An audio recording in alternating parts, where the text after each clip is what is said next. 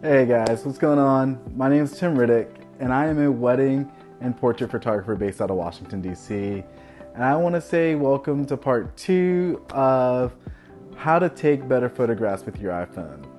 So there are many things and apps that you can use on your iPhone to take better photographs. It does not matter if you have an iPhone 5 or if you have the brand new iPhone 12. I personally own the iPhone 10.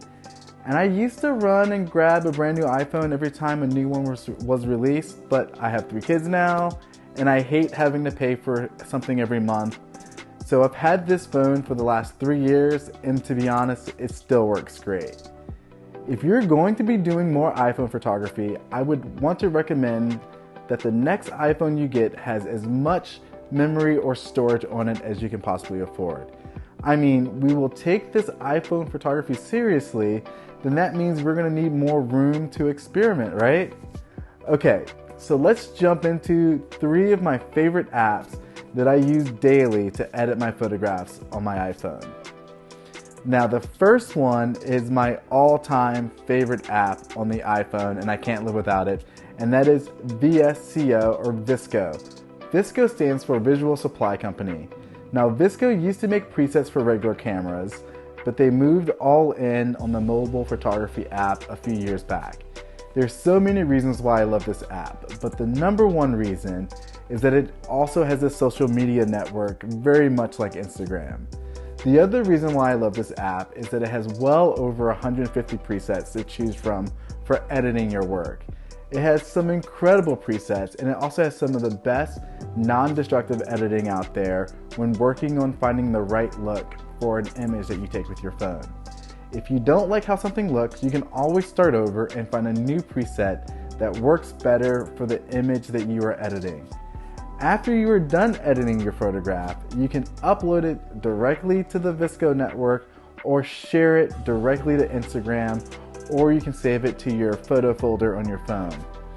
Now, you can download VSCO for free, but to have access to all the other growing library of presets, you will have to subscribe at a rate of $19.99 a year. To be honest, that is really not that bad for everything that they have to offer. The other app that I also use a lot is the Lightroom Mobile app. The great thing about Lightroom Mobile is that you can sync it with your Lightroom library from the Adobe Creative Suite.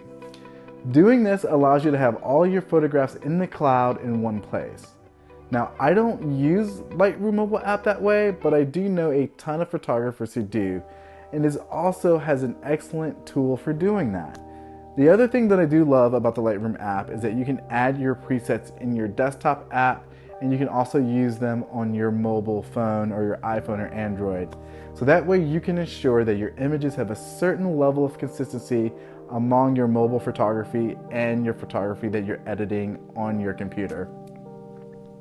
Now, the one feature that I like about the Lightroom app is that I can see my histogram to ensure that my highlights aren't clipped and that my blacks aren't clipped either. Overall, this is probably my second favorite way to edit my photographs on my iPhone. I would recommend it if you already have Lightroom and you want to tie that together, or if you just want to kind of get it there and try to do couple things different. Now, my last and probably most underrated mobile app that I use is an app called Over. Over isn't so much a photography app like the other ones that I mentioned, but I like to think of this more like a baby Photoshop for mobile creation. I like to use this app to add captions to my photographs for if you may have an item that you're trying to sell, or if you're trying to get something on your Etsy store. For me, I use Over for my Instagram stories and to highlight a special that I'm running for my photography business, and it's also quick and easy. Over also has a pro version that allows you more access to different tools, and they have a free version where the tools are obviously limited. Now, if you're using either of these tools on your phone, it can take your photography to the next level. Thanks so much for watching this. I hope these 3 apps will help you elevate your mobile photography, and I cannot wait to see you in my next video. If you have any questions about anything that you saw here, please make sure to comment below, subscribe to my channel, or ask me any questions that you may have in the comment section.